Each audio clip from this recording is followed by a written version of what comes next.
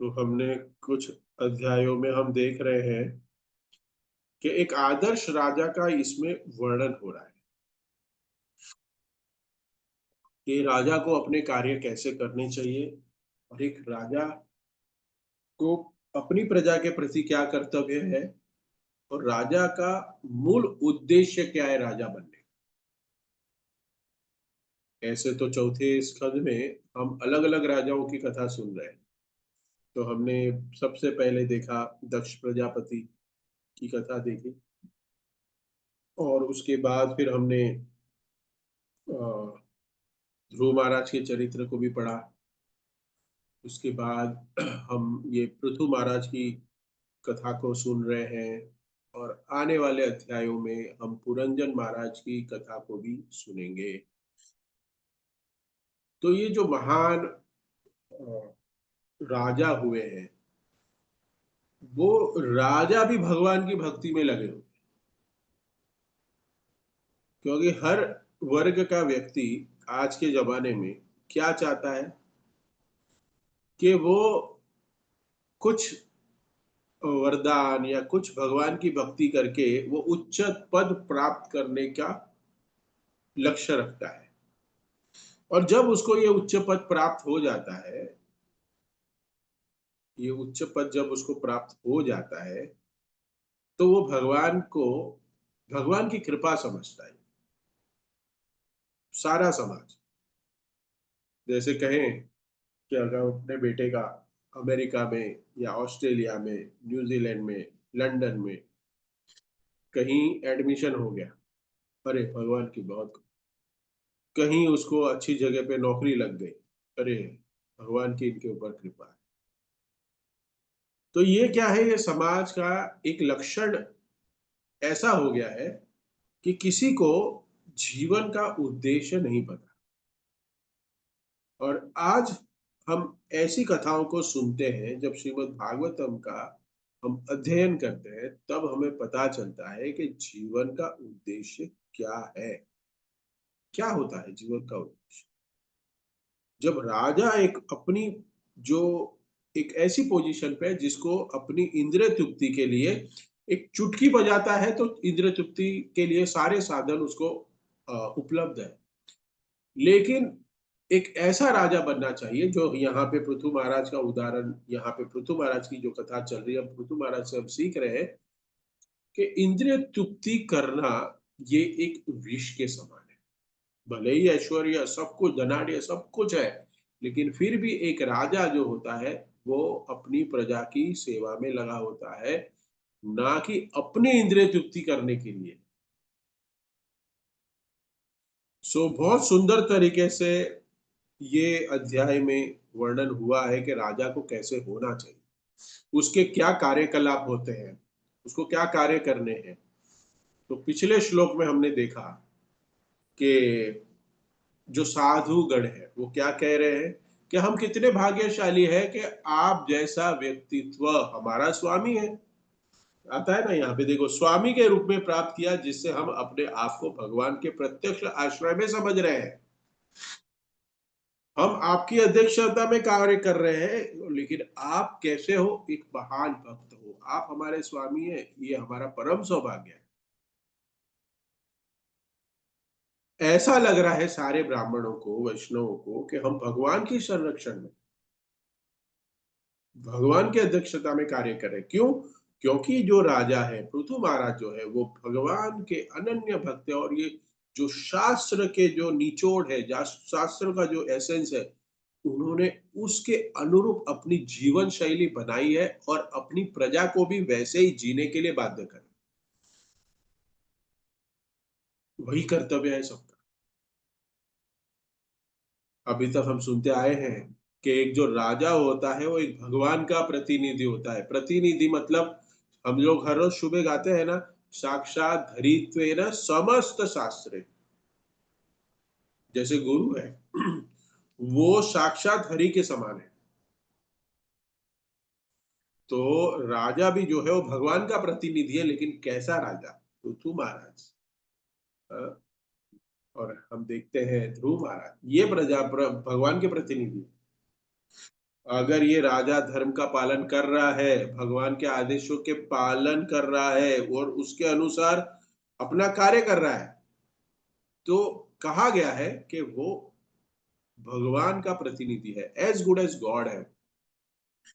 तो हमें उसी प्रकार से उनको सम्मान करना चाहिए, जैसे भगवान को हम सम्मान करते हैं। जैसे हम यहाँ देख रहे हैं कि जिस प्रकार एक बड़ा भाई वो एक पिता के समान होता है और उसकी पत्नी जो है वो माता के समान होती है।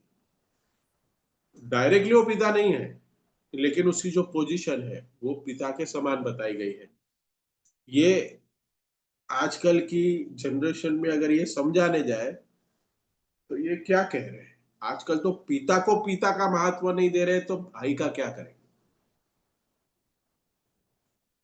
तो यहाँ पे आपके संरक्षण में है तो हमें लगता है कि हम भगवान के संरक्षण में है। सीधे सीधे जैसे एक बड़ा भाई होता है, उसका कर्तव्य होता है अपने परिवार का ध्यान रखे। आजकल क्या गया है, सब लोग अपना अपना ध्यान रखने में मशगूल है, बिजी है, दूसरे से कोई लेना देना नहीं। ये व्यवस्था पूरी डिस्टर्ब हो गई है, इसके लिए सभी जीव दुख का अनुभव कर रहे हैं, किस कोई भी सुखी नहीं। तो इस श्लोक में कह रहे हैं कि वैदिक समाज चार ब्राह्मण, वैश्य, क्षत्रिय और शूद्र उसमें विभाजित है। अतः शास्त्रों में उनकी जीविका के साधनों का भी उल्लेख हुआ है। क्या करना चाहिए, तो हम देखते हैं कि चाहे कोई भी समाज हो, चाहे वो भारत हो या विश्व का कोई भी देश हो, भले वहां पे ये शास्त्र ना हो, इसकी अंडरस्टैंडिंग ना हो, लेकिन फिर भी उसके भगवान की व्यवस्था ऐसी है कि ये पूरे संसार में आप कहीं भी जाएंगे, ये चारों वर्ण आपको मिलेंगे। कोई वहां मैनेजर क्लास होगा, मैनेजमेंट कर रहा है क्षत्रिय है, वो कहीं किसी से कंसल्टेशन लेते होंगे, हाँ, कि वो उससे कंसल्ट ले रहे हैं बिजनेस के बारे में, कंसल्टेशन।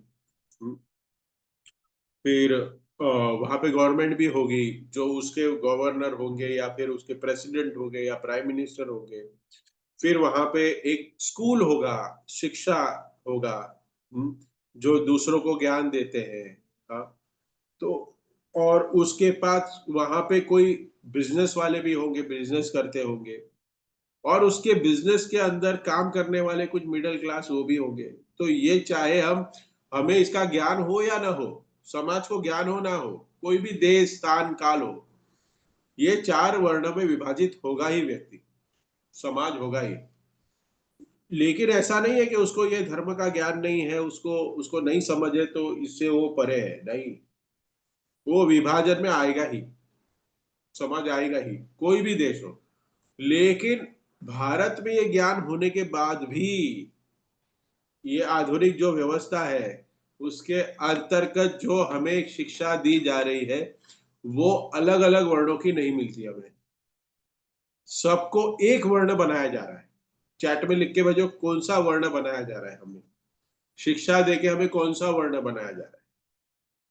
जो मॉडर्न जो इंडस्ट्रियलाइजेशन हो रहा है, तो वहां पे ना ब्राह्मणों की आवश्यकता है ना क्षत्रियों की आवश्यकता है।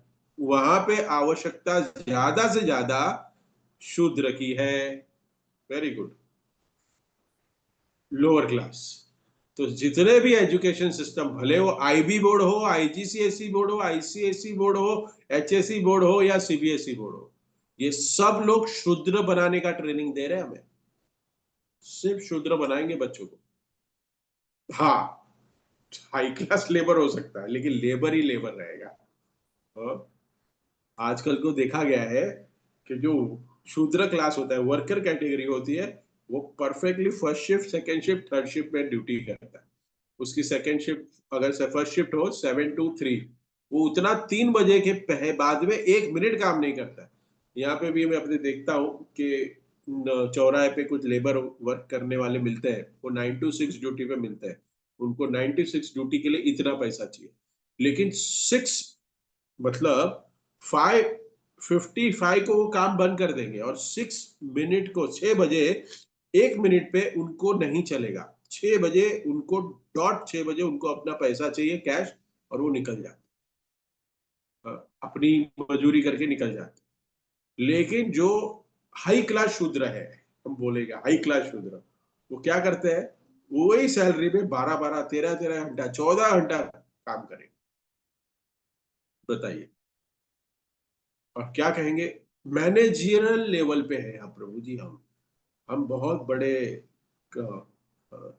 पोस्ट पे, लेकिन वो पोस्ट का लिए उसके पास उसका समय ही नहीं है। वो 16 माला जप भी करने को उसके पास समय नहीं। बताइए। सारे शूद्र कैटेगरी में है। हाँ, हाई क्लास शूद्र होगा या लोअर शूद्र। और हमारे माता पिता भी यही कहते हैं हमें कि तुम कोई बिजनेस चालू कर दो, तुम गुरुकुल जाके यज्ञ करना सीख लो। सब लोग क्या कहते हैं? पढ़ाई कर ले, पढ़ाई कर ले। पढ़ाई नहीं करेगा तो नौकरी नहीं मिलेगी, नौकरी नहीं मिलेगा तो नौकर नहीं बनेगा, नौकर नहीं बनेगा तो तू शूद्र नहीं बनेगा। तो कहीं ना कहीं ये मेंटेलिटी सबके अंदर है कि हम सबको शूद्र बनने की ट्रेनिंग हमें गवर्नमेंट दे रही है। लेबर क्लास, किसी के अंडर में काम करो। लेकिन जो ब्राह्मण है वो कभी किसी के अंडर कार्य नहीं करता। वो एक ही स्वामी को स्वीकार करता है। वो क्या है? भगवान, शास्त्र को स्वीकार करता है ब्राह्मण। एक बार क्या हुआ, प्रभुपाद को इतना शास्त्र का नॉलेज था और प्रभुपाद अपने इतने अच्छे प्रबंधक भी थे। मतलब एडमिनिस्ट्रेशन भी प्रभुपाद का एक टॉप क्लास था। हमारे भक्त लोग कुछ लीलामृत और ये सब पढ़ रहे हैं रोज शाम को, तो उनको पता होगा अगर कोई है तो ये। तो प्रभुपाद एक नंबर के एडमिनिस्ट्रेटर थे, फर्स्ट नंबर, बेस्ट क्वालिटी। हाँ, कोई एमबीए नहीं, फिर भी एडमिनिस्ट्रेटर एक नंबर। क्यों? क्योंकि शास्त्रों का ज्ञान है उनके, कैसे कार्य करना चाहिए, कैसे लीडरशिप होनी चाहिए, सब उनको पता था। तो प्रभुपाद को एक भक्त ने बताया कि प्रभुपाद, आप इतना अच्छे से सटीक तरीके से, इतने अच्छे से, आपका मैन पावर मैनेजमेंट भी अच्छा है, आपका लीडरशिप भी अच्छी है, आपको शास्त्रों का भी ज्ञान अच्छा है, आपको सब कुछ नॉलेज है, तो आपको है ना अमेरिका का प्रेसिडेंट बनना चाहिए। तो प्रभुपाद ने क्या कहा? हाँ, मैं प्रेसिडेंट बनने के लायक हूँ? नहीं, प्रभुपाद ने क्या कहा? मैं प्रेसिडेंट नहीं बनना चाहता, मैं प्रेसिडेंट का गुरु बनना चाहता हूं। मैं प्रेसिडेंट का गुरु बनना चाहता हूं। तो यहां से हम देख रहे हैं कि ये उदाहरण से हम समझ रहे हैं कि जो शास्त्रों का हमें ज्ञान मिल रहा है और जो ब्राह्मण है वो टॉप क्लास है। वो क्षत्रिय को भी गाइड करते हैं, स्ट्रेटजी बना के देते हैं। कंसल्टेंट का है ना आज की भाषा में कि आज कोई बिजनेस का कंसल्टेंट है, कंसल्टेंट फॉर्म है। तो लॉजिकली अगर हम देखने जाए तो वो ब्राह्मण का कार्य कर रहा है, लेकिन वो ब्राह्मण के जैसे कार्य नहीं कर रहा है। क्योंकि वो क्या कर रहा है? एक एक टाइप का हम कह सकते हैं कि वो एक टाइप का कार्य है। लेकिन ब्राह्मण तो वही है जो सबको अ, अपने जीवन का उद्देश्य समझा के भगवान की सेवा में लगाए, शास्त्रों के विषय में ज्ञान दे। और ऐसे ब्राह्मणों के आदेश का अंतर्गत रह के पृथु महाराज अपने आप को धन्य समझ। यहाँ पे हमने देखा लास्ट वीक में हमने कि पृथु महाराज, जो ब्राह्मण की सभा है वहां पे, जो सभा में ग्लोरिफिकेशन का कार्य चल रहा है, तो तभी हमने चरण रेणु, चरण रज ब्राह्मणों की प्रहलाद महाराज, पृथु महाराज अपनी मुकुट पे रखना चाहते हैं। ये श्लोक हमने लास्ट थर्सडे को देखा कि कितना इंपॉर्टेंट है ब्रज चरण कमल, गुरु के सीनियर डिवोटीज के जो रज है उसका कितना महत्व है। तो यहाँ पे आज हम देख रहे हैं कि ब्राह्मण भी ग्लोरीफाई कर रहे हैं पृथु महाराज को और कह रहे हैं कि आप जैसा राजा प्राप्त करके हम धन्य हैं। हमें लगता है कि हम साक्षात भगवान की निर्देशता में हम कार्य कर रहे हैं, आपके अंडर कार्य कर रहे हैं, ग्लोरीफाई कर रहे हैं पृथु महाराज। हम देखते हैं ब्राह्मण जो है ना, ये बहुत इंटेलिजेंट कहा गया है कि सर है, जैसे हमारा शरीर है तो ब्राह्मण है वो सर है, सर। ब्रेन है, समाज का ब्रेन है। हम देखते हैं बहुत सुंदर उदाहरण चाणक्य पंडित और चंद्रगुप्त मौर्य का। चंद्रगुप्त मौर्य को हम देखते हैं कि चंद्रगुप्त मौर्य को शिक्षा किसने दी? वो वो राजा किसने बनाया? चाणक्य पंडित ने। उसको राजा स्थापित किसने किया?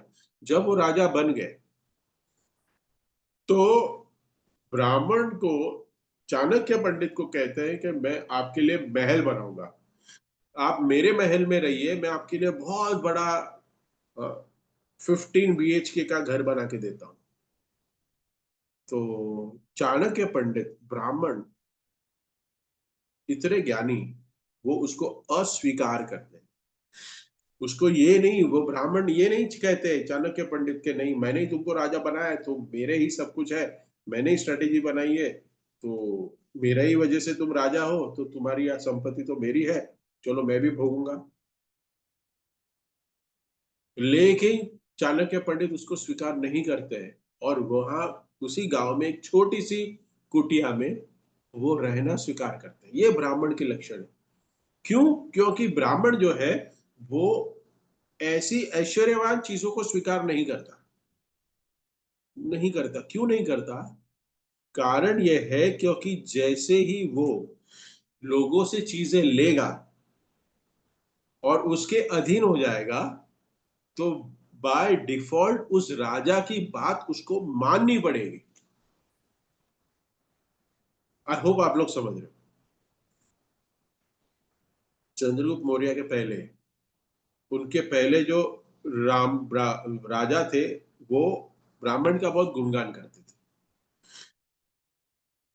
जैसे वो दुराचारी थे, तो ये कह सकते हैं कि जो ब्राह्मणों का पतन का ये उदाहरण है कि जब वो अपनी क्षमता के, मतलब अपने शास्त्रों के अनुसार उसको जो दान में प्राप्त करना चाहिए, उससे ज्यादा प्राप्त करके वो वही दान को अपनी इंद्रिय तृप्ति में लगाता है, तो वो ब्राह्मण अपनी स्थिति से च्युत हो जाता है, वो उसका पतन हो जाता है।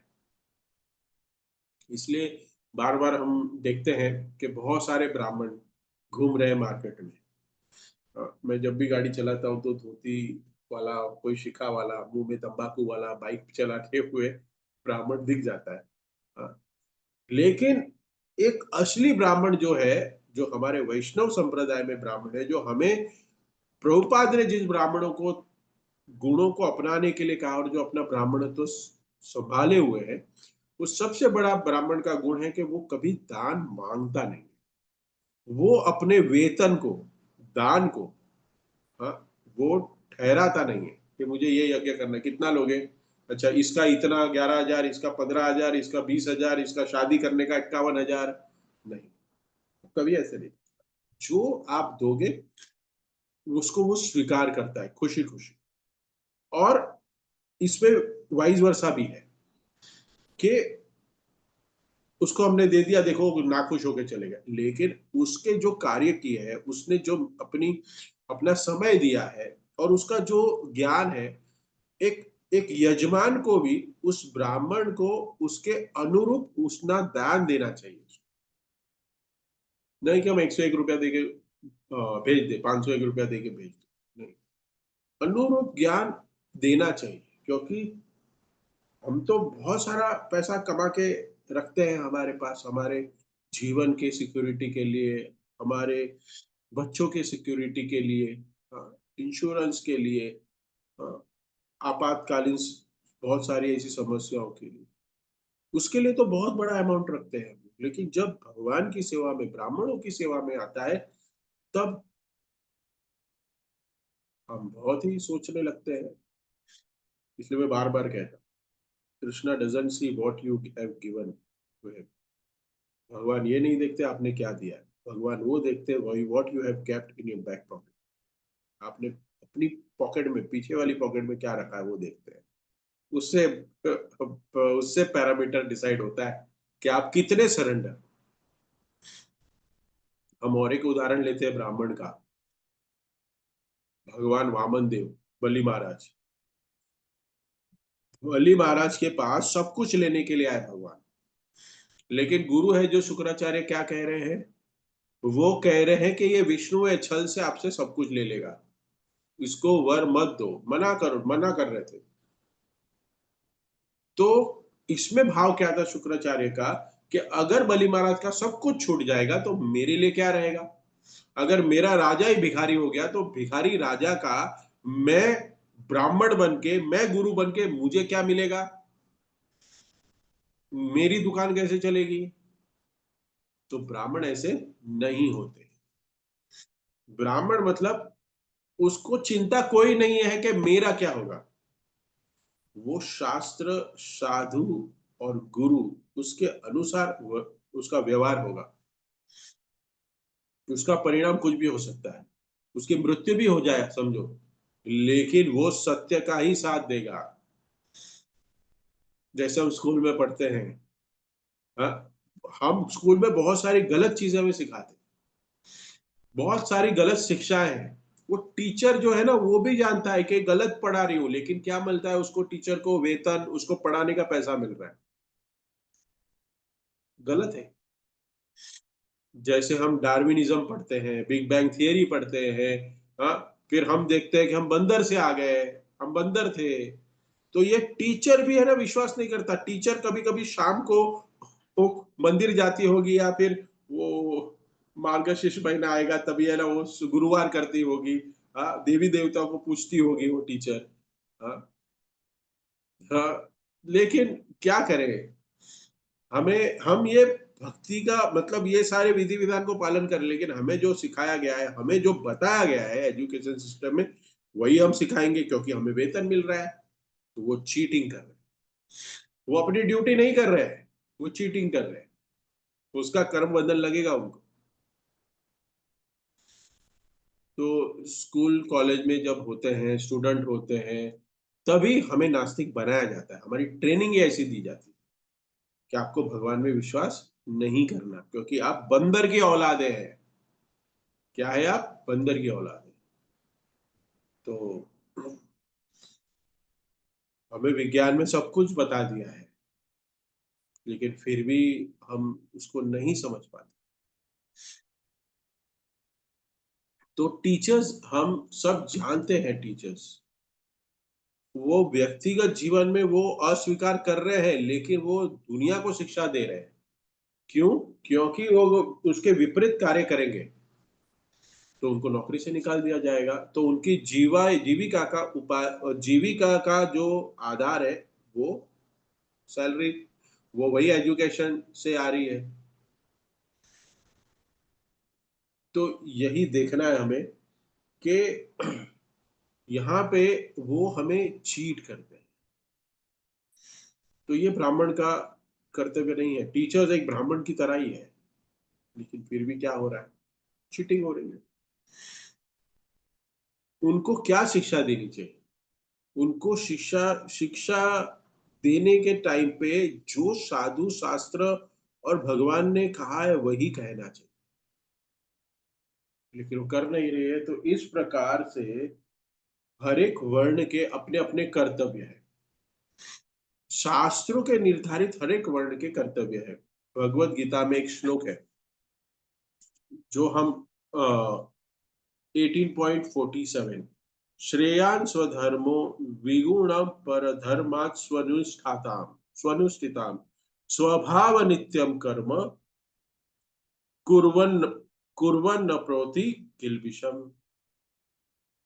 कि जो अपना कार्य है, वो अपने गुण के अनुसार कार्य करना वो ज्यादा उचित है। भले आप दूसरे वर्ण में उसके वर्ण के कार्य अच्छे कर सकते हो, लेकिन हमारी स्थिति है वो कार्य अच्छे से करना, वो ज्यादा जरूरी है, वो बेहतर है। क्योंकि शास्त्र में कहा गया है, ये भगवान कह रहे हैं। आई होप इसको आप क्लियर से समझिए। हो सकता है कि कोई व्यक्ति कुछ विशेष कुल में जन्म लिया है, लेकिन उसके एजुकेशन सिस्टम के अनुसार उस कुल के कार्य नहीं कर रहा है, और वो जिस परिस्थिति में है उसको वो कार्य करने के लिए बाध्य करा जा रहा है। करेक्ट? उस कार्य को कर रहा है। तो कह रहे हैं भगवान इस श्लोक में, जैसे 45, 46, 47, 18 पॉइंट, उसमें यही कह रहे हैं कि आप जिस स्थिति में अभी है, उस स्थिति में आपको जो अनुकूल कार्य है, उस अनुकूल कार्य को करते रहिए और साथ साथ में भगवान की भक्ति करते रहिए। अपने कार्य को बदलने की चेष्टा मत करें। जैसे यहाँ पे कह रहा है, चाहे वो कितना ही त्रुटिपूर्ण ढंग से क्यों न किया जाए, अन्य किसी के कार्य को स्वीकार करने और अच्छी प्रकार से करने की अपेक्षा अधिक श्रेष्ठ है। नहीं नहीं प्रभु जी, मैं ना थोड़ा एडमिनिस्ट्रेशन बहुत अच्छा कर सकता हूँ। नहीं नहीं प्रभु जी, मैं लेक्चर बहुत अच्छा दे सकता हूँ। मैं ना मंदिर में झाड़ू नहीं मार सकता। नहीं नहीं प्रभु जी, क्या है कि मैं है ना प्रसाद वितरण अच्छे से कर सकता हूँ। मैं प्रभु जी ये कर सकता हूँ, मैं वो कर सकता हूँ। हाँ, जो भी आपको सेवा दी गई है उसको ठीक से करना है। Devotion service is not what you like, devotion service is what guru and Krishna likes. This is most important, कि हमें जो हमारे सुपीरियर से जो आदेश मिल रहा है, उस आदेशों का अच्छी तरीके से, सटीक तरीके से पालन करें। कोई हो सकता है बड़ा डोनर है, कोई हो सकता है बड़ा व्यक्ति है, मंदिर का प्रतिष्ठित व्यक्ति, लेकिन गुरु कह रहा है एक काम करो ना, वहां से वो मेरी मेरी चीज लाके दो मुझे। जरा वो देख लो, वो जरा उधर क्लीनलीनेस नहीं है, थोड़ा उधर क्लीन कर लो। क्या कहेगा, अरे मैं कौन हूं? विनम्रता, यहाँ पे जो जो गुण दिखाया जा रहा है, आगे आएगा अभी, वांछा कल्पतरु। हो सकता है हम दूसरे का कार्य करने में ज्यादा एक्सपर्ट है, प्रभु जी वो ठीक से सेवा नहीं कर रहा, मैं करूं क्या? वो हर बार गलती करता है, आप हर बार उसको देते हो, वो गलती ही करता है, वो कार्य बरोबर नहीं करता है, मैं करता हूँ। अरे बाप,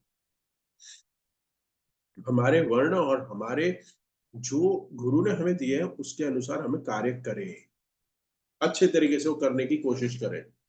भले ही ब्राह्मण के परिवार में जन्म लिया हो, भले ही वो क्षत्रिय परिवार में जन्म लिया हो, लेकिन जो हमें शास्त्र के अनुसार हमें कार्य करने के लिए हमें गुरु और शास्त्र कहते हैं, उसको सटीक तरीके से करें। ये एक भक्ति का अंग है। जो उसके गुण है, जो वर्ण के अनुसार उसका कर्तव्य है, उसको करना चाहिए।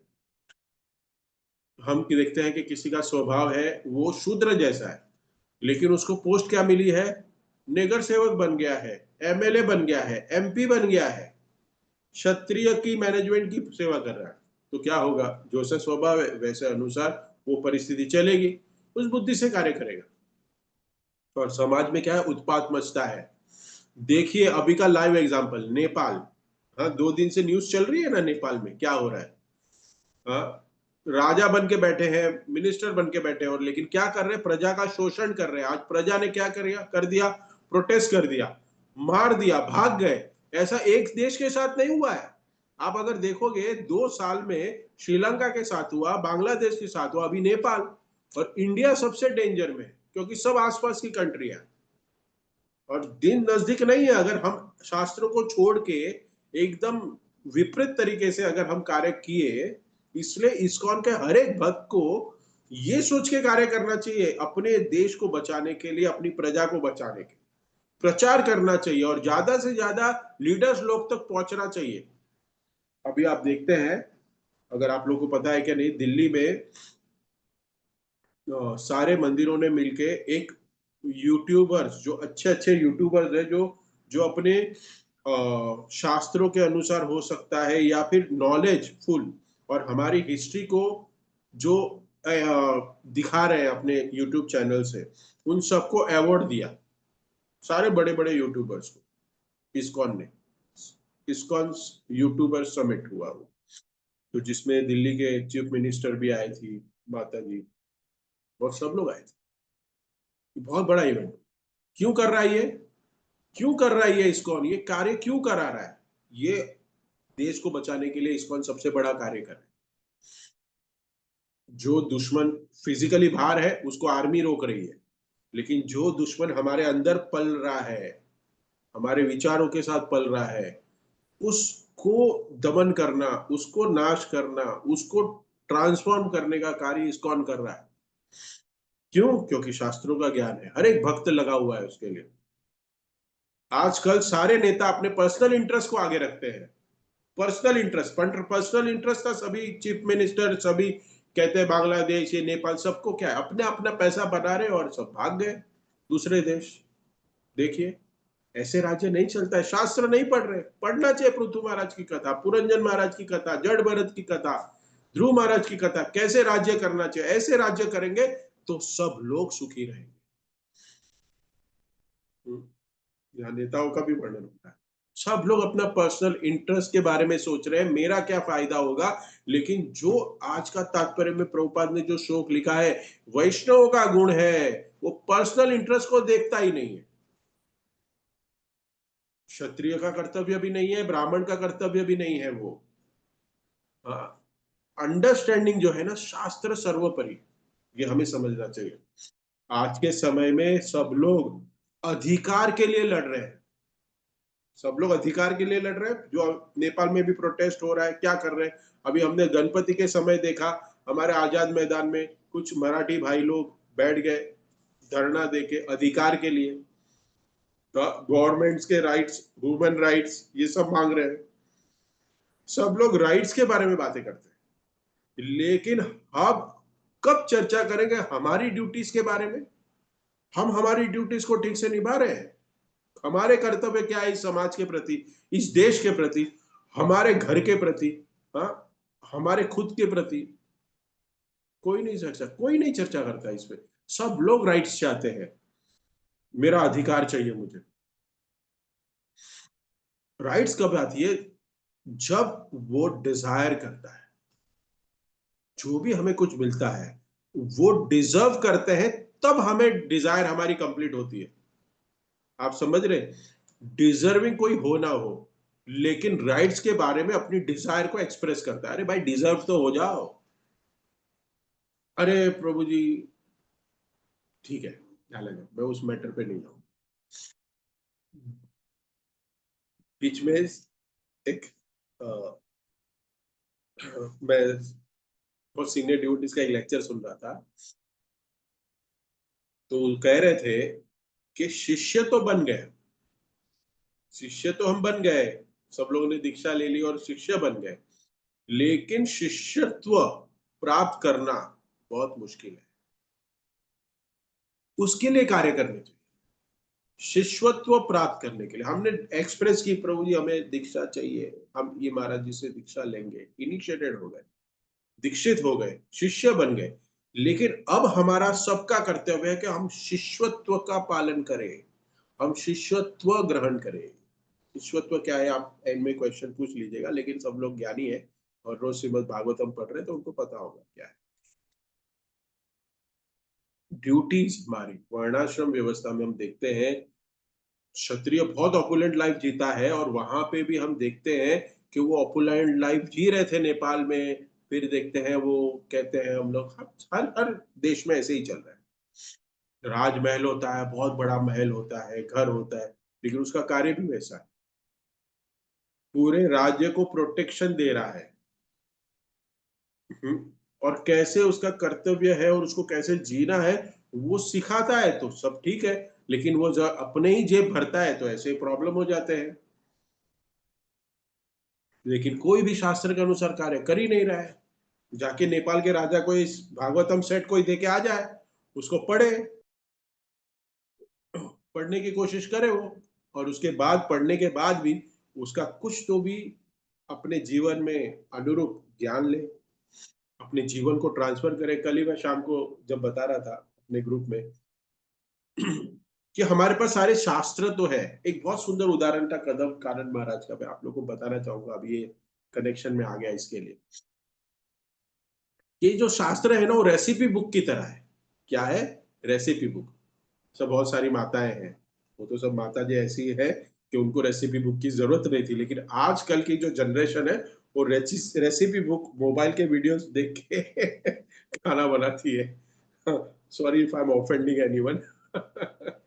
ऐसा है, कुछ स्पेशल डिशेस और ऐसे सब करते हैं। तो रेसिपी बुक पढ़ रहे हैं हम लोग, पढ़ रहे हैं, करेक्ट। और रेसिपी पूरी पढ़ के हो गई हमारी। लेकिन कोई व्यक्ति है, कोई माता ऐसी है, हाँ, कोई प्रभु ऐसा है जो रेसिपी बुक पढ़ने के बाद उसने एक रेसिपी बुक को देख के एक व्यंजन बना लिया, तो कौन सी कैटेगरी का एक व्यक्ति है, एक माता है जो पूरी रेसिपी बुक पढ़ ली है उसने, हमने ये रेसिपी बुक पढ़ ली।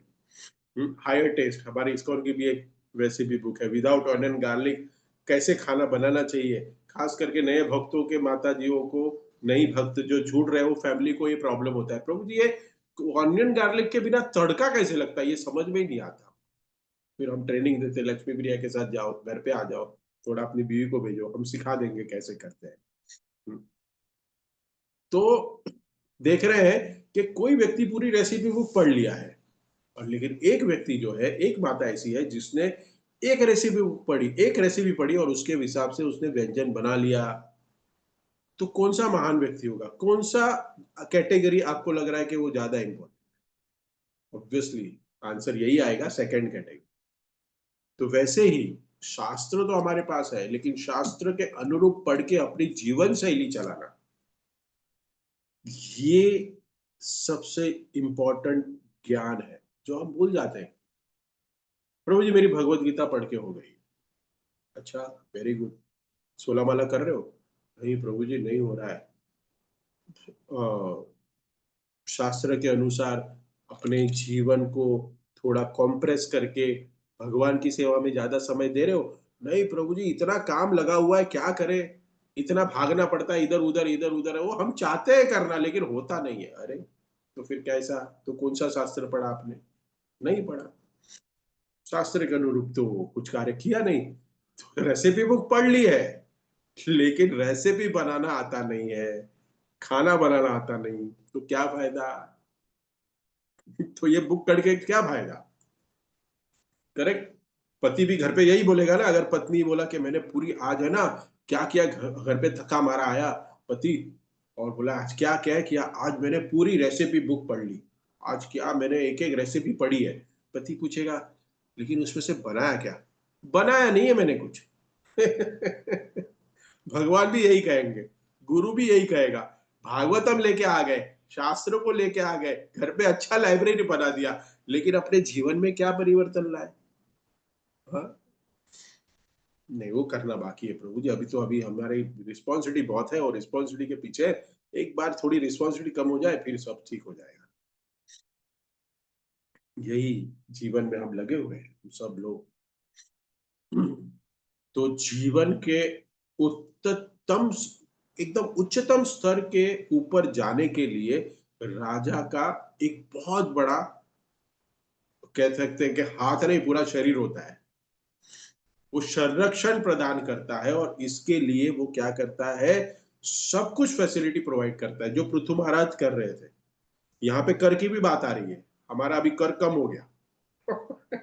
गाड़ियां खरीदो लोन पे। हाँ देखो ये गवर्नमेंट कैसी चल रही है, कोई तो भी एक विद्वान, सच में प्रभुपाद जैसा कोई होना चाहिए था आज भी, कि जो सरकार में बैठे।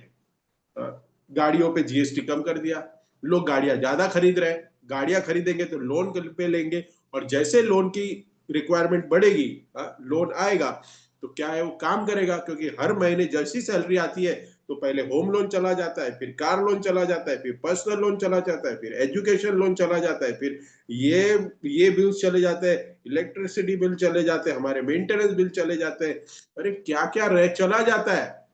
ये स्ट्रेसफुल जीवन नहीं तो क्या है? और क्या कहते हैं, नहीं नहीं प्रभु जी ये तो सब ऐसा ही चलता है ना, क्योंकि हमने देखा है हमारे बाजू वाले भी ऐसे ही जी रहे हैं। अरे बाजू वाले ऐसे ही जी रहे, लेकिन तुम क्यों जी रहे हो?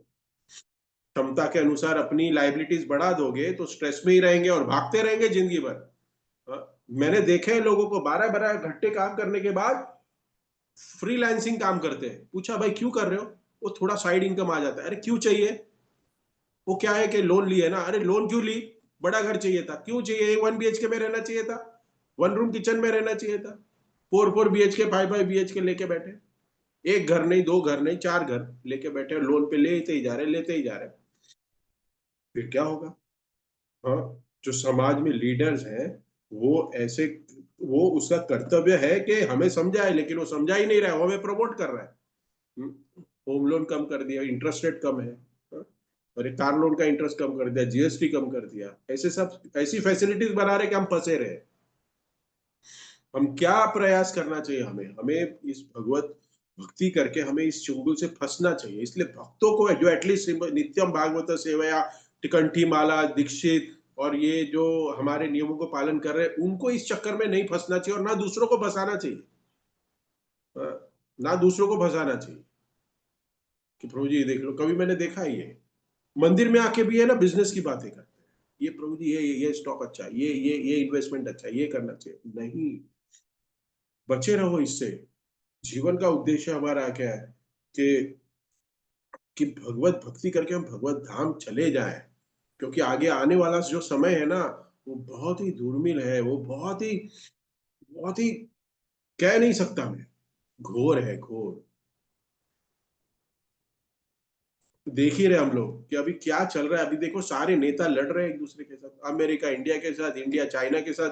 दुश्मन का दुश्मन दोस्त होता है, वही चल रहा है। रशिया, इंडिया, चाइना, हाँ, फिर मिडल ईस्ट, ये वो सब प्रॉब्लम में ही है, क्योंकि सब राजा क्या कर रहे हैं, अपनी संतुष्टि के लिए कार्य कर रहे हैं और उसके पीछे प्रजा जो है वो पीस रही है। हम्म, और प्रजा को क्या लगता है कि गवर्नमेंट हमें अच्छे से अच्छी फैसिलिटी दे। अरे अच्छे से अच्छी फैसिलिटी तो प्रभुपाद ने हमें दी है। I build you, I have created a home.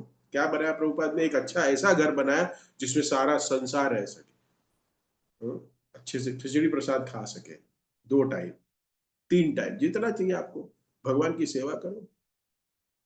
लेकिन हम क्या कर रहे हैं? नहीं प्रभु जी, हमको हमारी इच्छा है, हमारी इच्छाओं का हमें पालन करना है, हमारी इच्छाओं का हमें संतुष्ट करना है। और यहाँ पे जो वैष्णव का गुण बता रहे, वांछा कल्पतरुभ्यश्च कृपा सिंधु व्यवच। एक वैष्णव होता है ना, वो करुणा का सागर होता है, वो करुणा होती है। वो असली करुणा वही है कि जीव के प्रति उसको ना कंबल बांटे, ना उसको छतरी बांटे।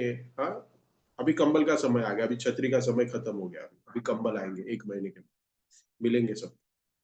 हाँ, हॉस्पिटल में जाके दवाई दान करके आएंगे। हाँ, कोई वृद्धाश्रम में जाके अ, खाना दे के आएंगे। अभी तो पितृपक्ष का समय चल रहा है।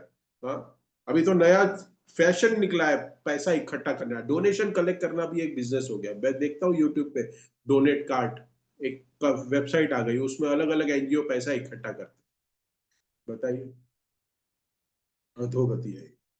इससे बचना चाहिए, इसलिए शास्त्रों को हम पढ़े और करुणा अपनी जो है सारे जीवों के प्रति दिखाए। वैष्णव का एक गुण है कि जो हम आनंद का अनुभव कर रहे हैं, वही दूसरों के प्रति भी वो आनंद का अनुभव के, क्योंकि इसका सबसे बड़ा उदाहरण तो प्रभुपाद है।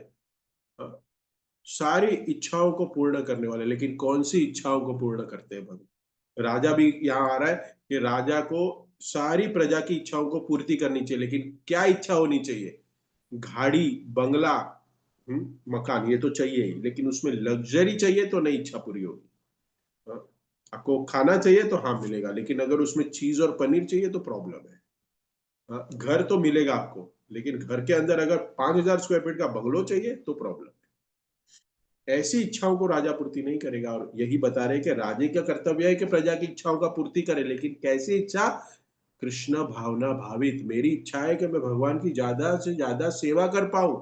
राजा को जाके प्रार्थना करे तो राजा उसको क्या करेगा? उसको उसके अनुसार धन देगा और उसके बाद उसको कुछ व्यवसाय देगा या फिर उसको कुछ श्रम करने के लिए उसको नौकरी दे देगा। वो राजा का कर्तव्य है। और उतना ही पालन करके वो अगर अपनी भक्ति अच्छी तरीके से कर सके, यही राजा का करते हुए देखना, ये कर्तव्य। तो कहने को तो महाराज पुत्तू के उदाहरण से बहुत कुछ है। जल्द से जल्द आप लोग 4 कुमार को मिलने वाले हो महाराज के साथ, हम सब मिलेंगे कि क्या उद्देश्य मिलेगा। पृथु महाराज और 4 कुमार मिलेंगे तो भेंट में क्या वार्ता करेंगे। ये शिक्षाएं हमारे लिए बहुत इम्पोर्टेंट है। तो किसी का कोई भक्त का यहाँ पे मैं विराम देता हूँ। किसी कोई भक्त का कमेंट है, टिप्पणी है, प्रश्न है, करेक्शन है, डाउट है, तो पूछ सकते हैं। हरे कृष्णा।